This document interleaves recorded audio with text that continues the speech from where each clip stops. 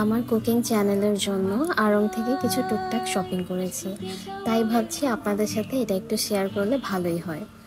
তো আমি আস্তে আস্তে দেখাচ্ছি আমি কী কী কিনেছি। আমি প্রথমে নিয়েছি এটা কাঠের মূলত।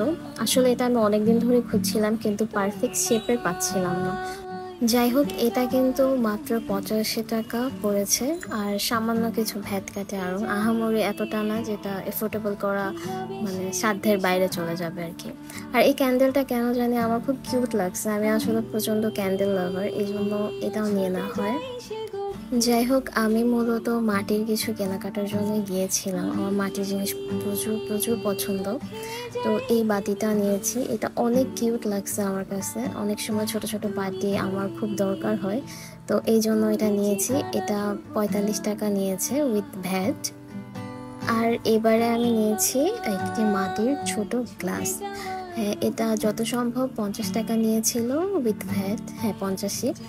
আর এটা ছোটোখাটো অনেক ভিডিও রিলস এগুলোতে আমার বেশ কাজে লাগবে। আর এবারে আমি নিয়েছি একটি বেতের ট্রে।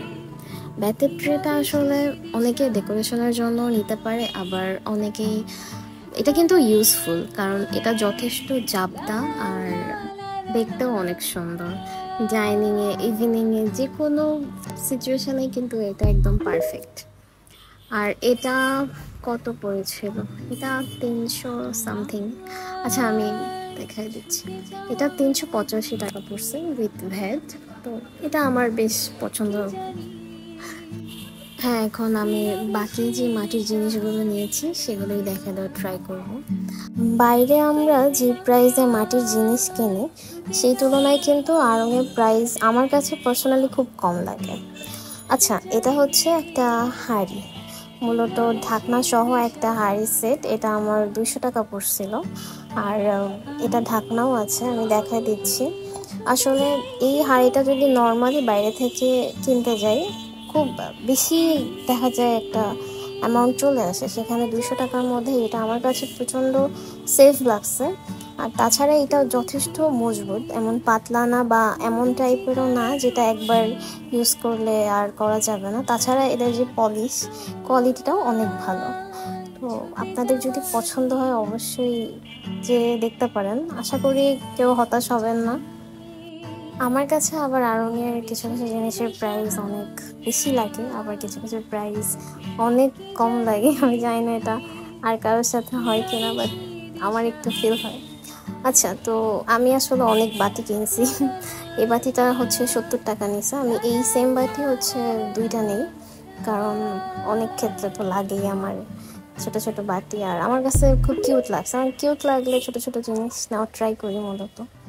এই যে এই বাটি আমি মূলত 2টা নিছি। দেখা যায় ভ্যাটের দিয়ে টোটাল 72 টাকার মতো এক একটা বাটিতে আমার পড়ছে।